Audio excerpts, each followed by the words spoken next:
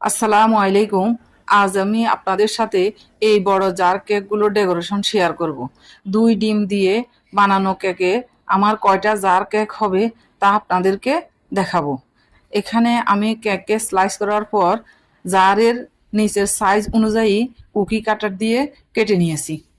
এরপর এগুলো জারের মধ্যে দিয়ে সুগার সিরাপ দিয়ে এরপর উপরে দিয়ে দিতেছি হুইপ ক্রিম।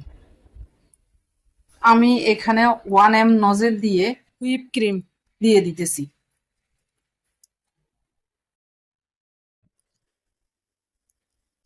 জারের সাইজ অনুযায়ী কুকি কাটার দিয়ে কেকগুলো কেটে এরপর জারের মধ্যে দিয়ে দিতেছি।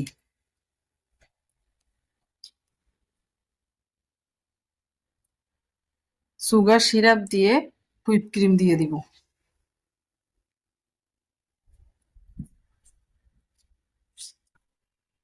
আমি তৃতীয় লেয়ারও কেটে নিতেছি জারের সাইজ অনুযায়ী।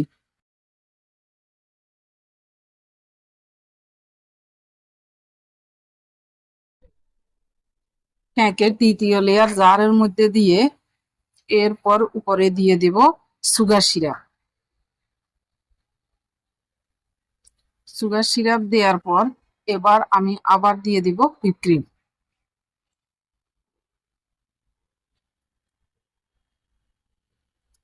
এবার আমি আবার কুকি কাটারে দিয়ে জারের মুখের সাইজ অনুযায়ী চতুর্থ লেয়ার কেটে নিয়েছি।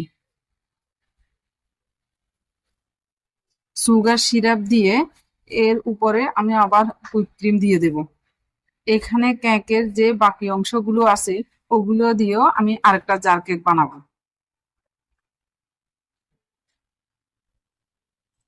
এগুলোকে আপনারা চাইলে হাত দিয়ে গুঁড়ো করে দিয়েও জার কেক বানানো যাবে। কেকের কেটে যাওয়া অংশগুলোকে আমি জারের মধ্যে মিলিয়ে বসিয়ে নিয়ে আরেকটা জার কেক বানিয়ে নিলাম। এখানে জারের উপরে আমি পাতলা করে হুইপ ক্রিম দিয়ে এর উপরে গোলাপের নজল দিয়ে গোলাপ ফুল দিয়ে দিতেছি। আপনারা চাইলে আমার মতো করে এভাবে ডেকোরেশন করতে পারবেন। এখানে মোট 5টা জার কেক হয়েছে।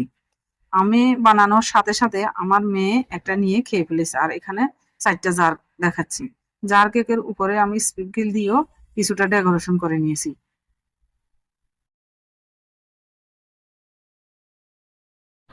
আপনারা চাইলে আমার মতো করে এই বড় 5টা জার কেক 2 ডিম দিয়ে বানাতে পারবেন।